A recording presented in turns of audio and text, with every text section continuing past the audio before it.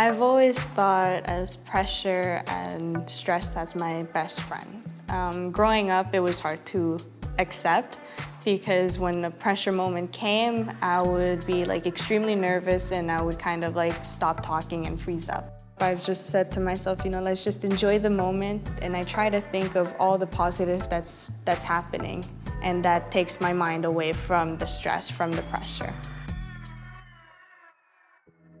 I love playing in front of people, in front of fans. Doesn't matter if it's 10 people, 5 people, or 1,000 people in the stands. It's just so much fun to put on a show for them.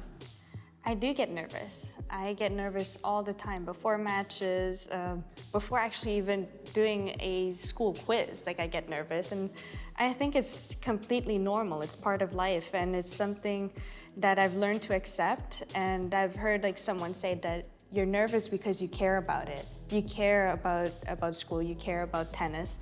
And when I heard about it, I was like, wow, that's so true, I do care. And I think that's the beauty of it, that I'm able to love something so much that I'm sometimes taken aback, I'm afraid of the result, but at the same time, I'm willing to go through it and just have fun. I could be ahead in a game, but then afterwards the other player fights back and come back. So that's when I'm a little bit more nervous because of that unpredictability.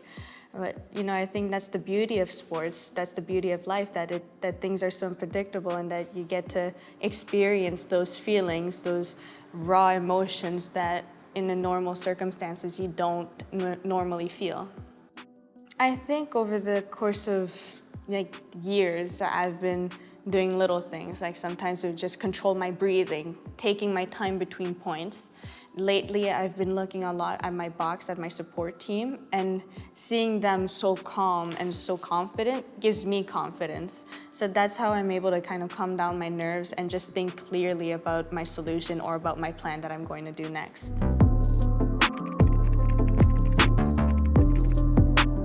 I think it's when I feel the best mentally, physically, I feel extremely confident, extremely elegant, that I don't feel like I'm fighting against myself, but as in I'm working together so I can perform at the best and highest level that I can.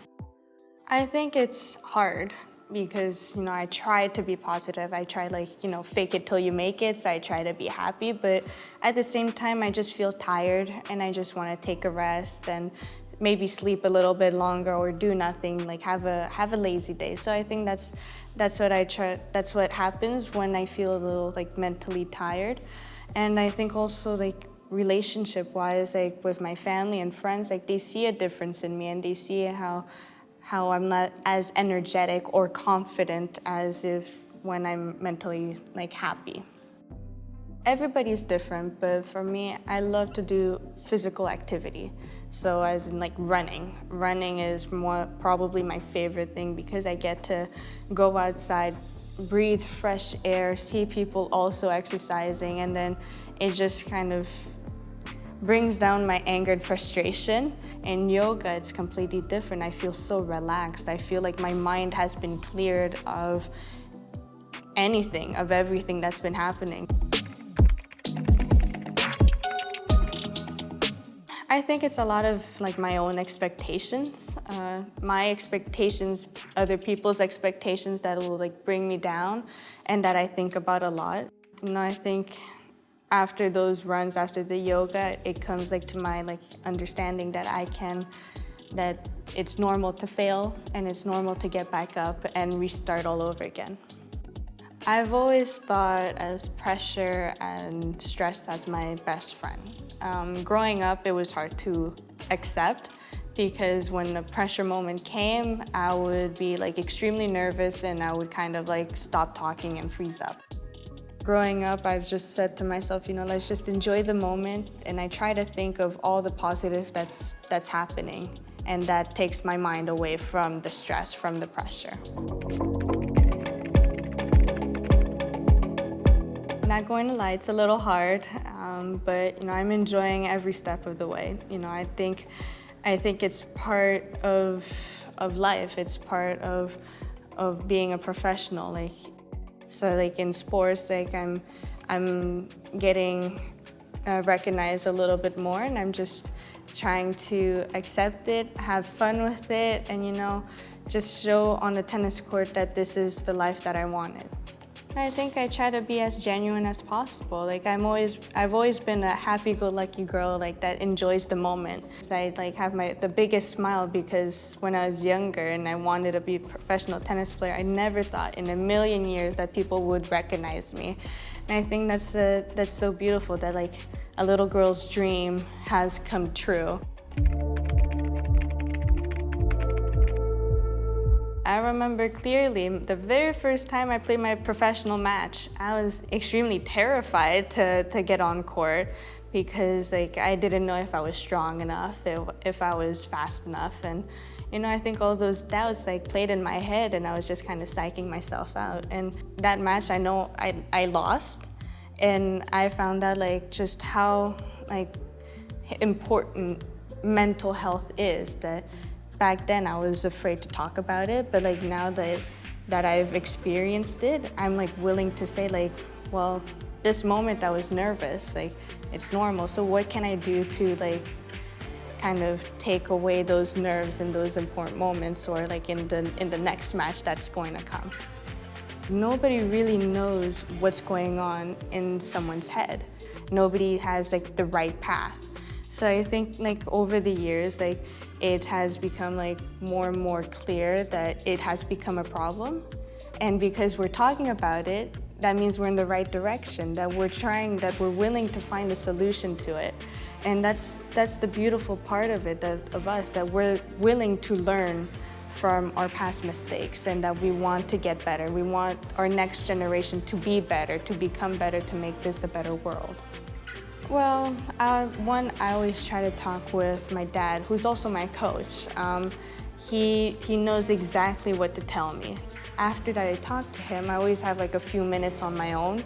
So that's when I take deep breaths, control my breathing, control my heartbeat, and then afterwards I try to activate my legs to get all those nerves going, get myself sweating so I can get all the shakiness out of my system. Social media is hard. It's because, we're on it practically every single day. It's been a learning process. There were times that I thought I was going at a normal rate, but then there's some other times where I've abused it. I've been on social media for too much time, for a long period of time, and I think that's something that we all had to learn, that there's always a limit to it.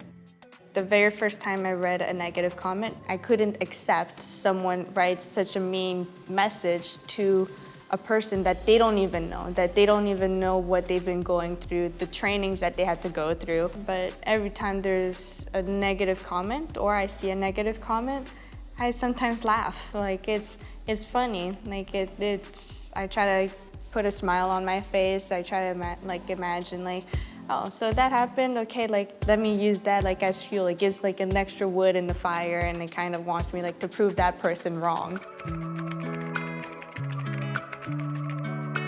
We've had actually this one rule, to never ever read an article about myself.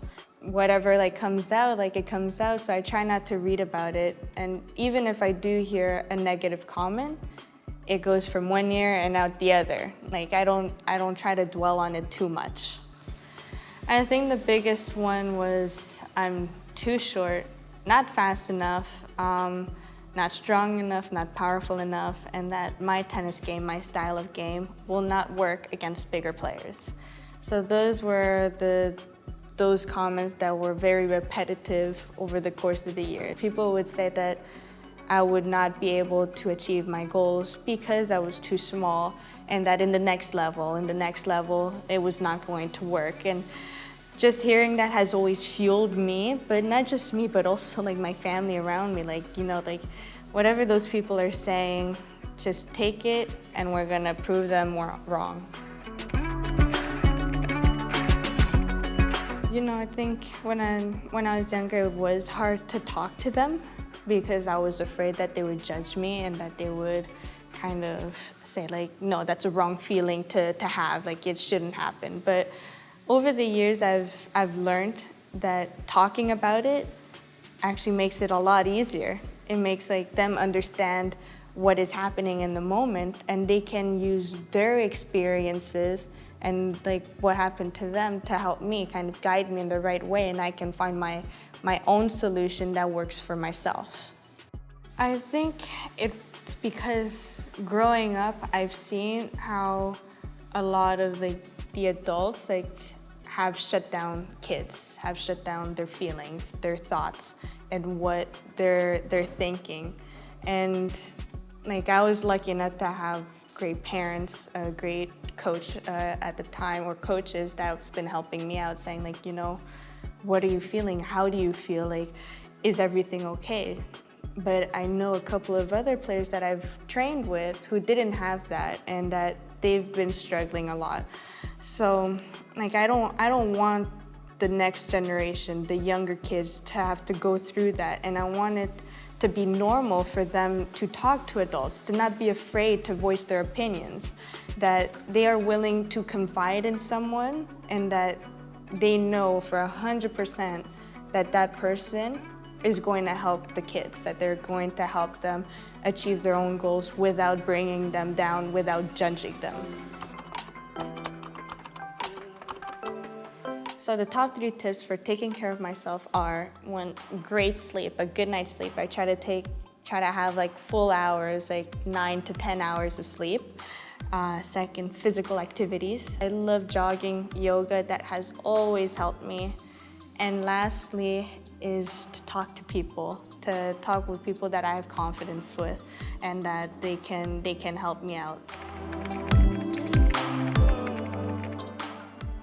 When my mind is full, I think it's just a million voices that are just talking at the same time. It's not necessarily my voice. It could be someone that I know. It could just be a random voice that's happening. But I think it's just so many things are going on at the same time that gives me a headache or that makes me feel dizzy, that I can't just think clearly. It's just a whole emotions, and then I get impatient. When I'm feeling stuck, I get unstuck by just talking, just saying whatever comes to mind, because sometimes it's just a whole bunch of words, phrases that it's jumbled up, and if I'm able to just make some complete sentences one by one, then at the end of the day my mind is clear and that I'm just able to think about what I want to do next. La santé mentale est très importante pour moi.